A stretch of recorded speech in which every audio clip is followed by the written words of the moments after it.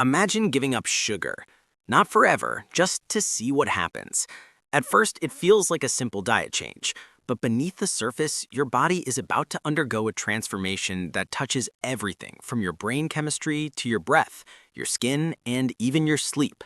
The average American consumes half a cup of sugar every day. That's not a sprinkle in your coffee. That's a torrent of sweetness flooding your system constantly.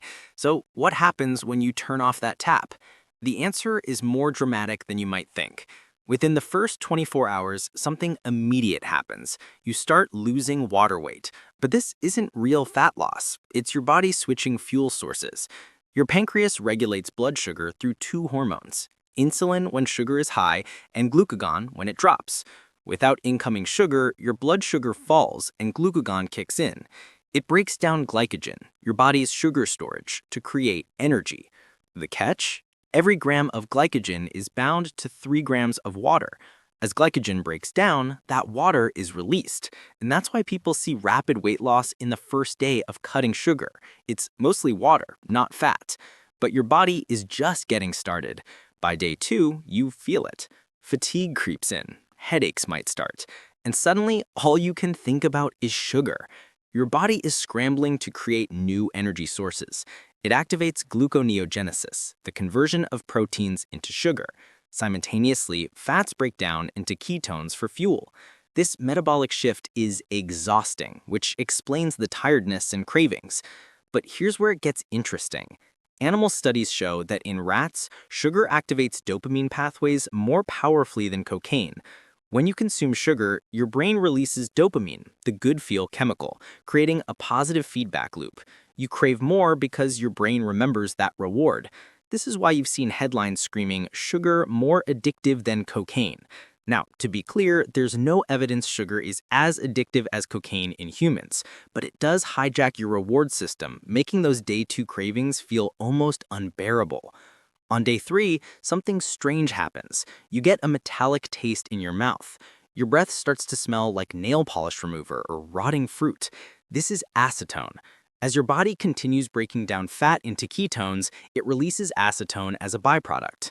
When you exhale, that acetone comes out, creating what's known as keto breath. Some studies show that measuring acetone in your breath can actually predict ketone levels in your blood.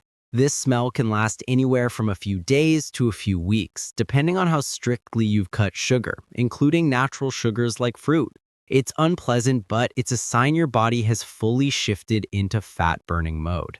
Between days 5 and 10, something remarkable happens. Your taste buds change. You become more sensitive to sweetness. One study had people water fast for 5 to 14 days and found their threshold for detecting sweet flavors dropped significantly. Suddenly, things that tasted bland before now taste sweet. This makes sense. People who consume lots of sugar actually decrease their sensitivity to sweetness, needing more and more to feel satisfied. Your palate is recalibrating. A piece of fruit that seemed mildly sweet before now tastes like candy. Your brain is relearning what sweet actually means without the constant overload. By week 6, many people notice something unexpected. Their digestion improves, bloating decreases, cramps fade, bowel movements become more regular.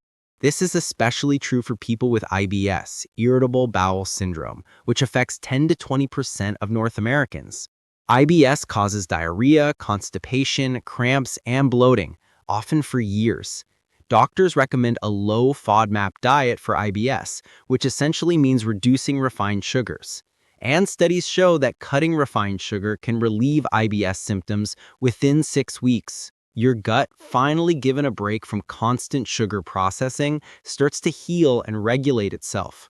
At 10 weeks, your skin might start looking healthier. That's because sugar can cause acne lesions within just 1 week of high intake.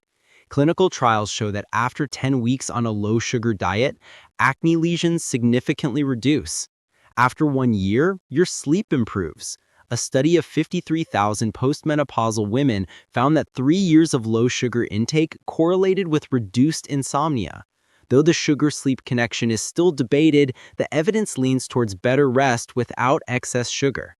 And after 1 to 5 years, your risk of high blood pressure, heart disease, type 2 diabetes, and obesity drops dramatically.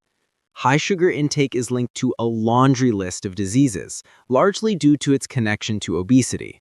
The good news? People are catching on. Almost 46% of added sugar in American diets comes from soda, and soda consumption has dropped over the past decade. Quitting sugar isn't just about willpower, it's about understanding what's happening inside your body. From water weight loss on day 1 to rewired taste buds by day 10 to clearer skin and better sleep after months, your body is constantly adapting.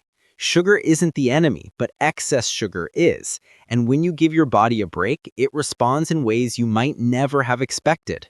The question isn't whether you can quit sugar, it's whether you're ready to see what your body can do without it.